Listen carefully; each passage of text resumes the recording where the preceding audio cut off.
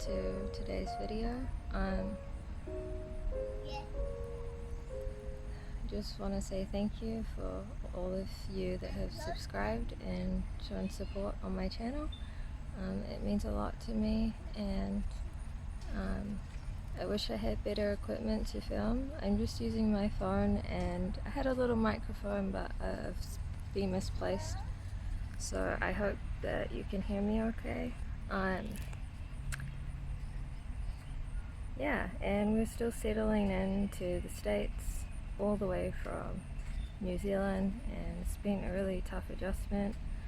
But I spoke more about that in my previous vlog. Yeah. One of the biggest challenges about living with autism is stigma. A lot of non-ASD, non-autistic people just don't understand what autism looks like. They don't understand the autistic experience, and that just makes life extra challenging for us because we live in a world that does not understand us, and often that comes with a lot of criticism and judgment around the way that we behave and interact, especially as autistic adults, and especially within the church, because there are expectations within the church as well.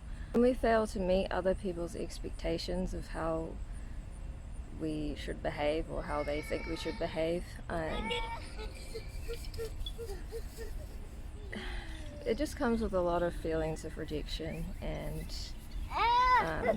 often just being treated poorly as well.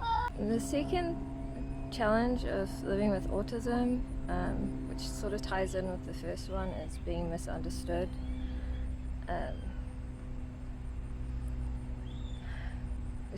Like I said, there's a lack of knowledge around autism, and often the autistic experience is that we feel misunderstood a lot, and with that leads to being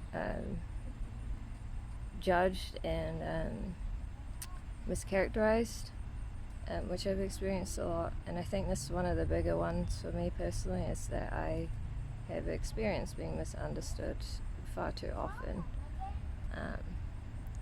especially as an adult, because people expect you to be a certain way, and when you're not behaving in that certain way, they just don't have time for you. It's harder as well when non-autistic people don't even attempt to understand your experience. They just think you can suddenly wave a magic wand and behave in a neurotypical way. It just doesn't work like that. There's no magical wand that gets rid of autism. There's no magical prayer that just prays it away. And in fact, autistic people have a lot to offer, a lot of value in this world, and unfortunately we just don't get treated like we are valuable members of society. Here's a quote I found online, just from an autistic woman sharing her experience in the world, and I'll share it with you because I found it to describe much of my own experience. I find the world incredibly inflexible and unkind. There's no tolerance for difference, for accommodations, for empathy. I have to mask all the time to be accepted by people around me, and that has led to such trauma and ill mental health. Society constantly tells me I'm a burden and something that has no place within it, that doesn't belong, and it's exhausting and miserable. It's getting harder and harder not to believe them. Okay, so when I read that, I really related to that. However, we shouldn't have to feel despair or hopelessness as Christians. If you're autistic and you know Christ, you have God in your life, there's hope, and He can give us comfort and peace through the challenges of living with autism. and it's not easy, no, but God brings us peace in the midst of struggle, in the midst of chaos, and He knows how to comfort us. In the quote, she mentioned mental health, and so that's my next one. Is one of the biggest challenges of living with autism is mental health. So statistics show that 8 in 10 autistic people have experienced struggles with their mental health. It's a really high number, and I think part of it is to do with just living within a household or a community that does not understand or try to understand autism, and so we generally are surrounded by people who don't support us. I grew up in a household that was not aware of autism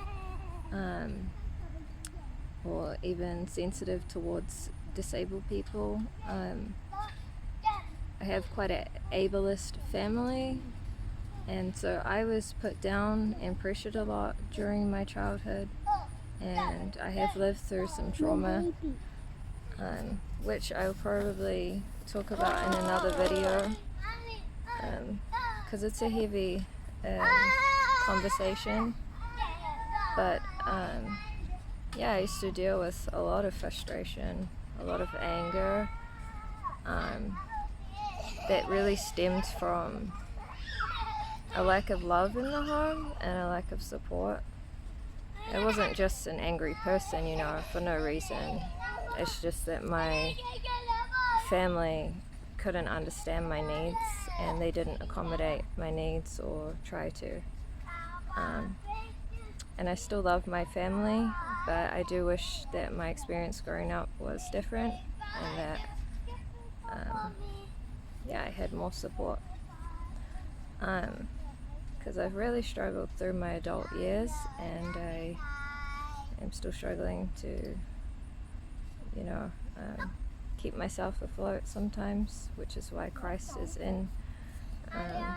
actively in my life, not only to forgive me of my sins and redeem me from the curse of the law, but, you know, He's our comforter too, and He is our support in this life. But yeah, I just remembered another challenge of living on the spectrum that I forgot to add, and that is social interaction. I did a poll on my community page here on YouTube, and a lot of you voted that one of the biggest challenges of living with autism is social interaction. The second one was communication, and the third was mental health. Social interaction is extremely hard for those on the spectrum. I experience it every single day. I don't consider myself extremely shy. I would say I'm reserved and socially awkward. I don't know how to initiate conversation, and I find that a lot of people think I come off as rude, or just don't understand where I'm at socially, and it can be exhausting trying to keep up with others in a social setting, especially when you feel pressured to just keep up. You don't want people to think you're weird or question your motives because you're coming off looking a little bit questionable in your behavior. I've had people as a teenager think that I was some kind of serial killer because I lacked, I struggled to express emotion. And so that's a part of why it's hard as an autistic person to interact socially, because we struggle to express emotion and can often seem kind of robotic or emotionless, and that really rubs people the wrong way. And I totally get it, because even with my husband, who is also on the spectrum, my husband sometimes doesn't show the emotions that I sort of am wanting from him, and you know, it can be difficult to interact with someone on the spectrum because you feel like they're not giving you anything emotionally.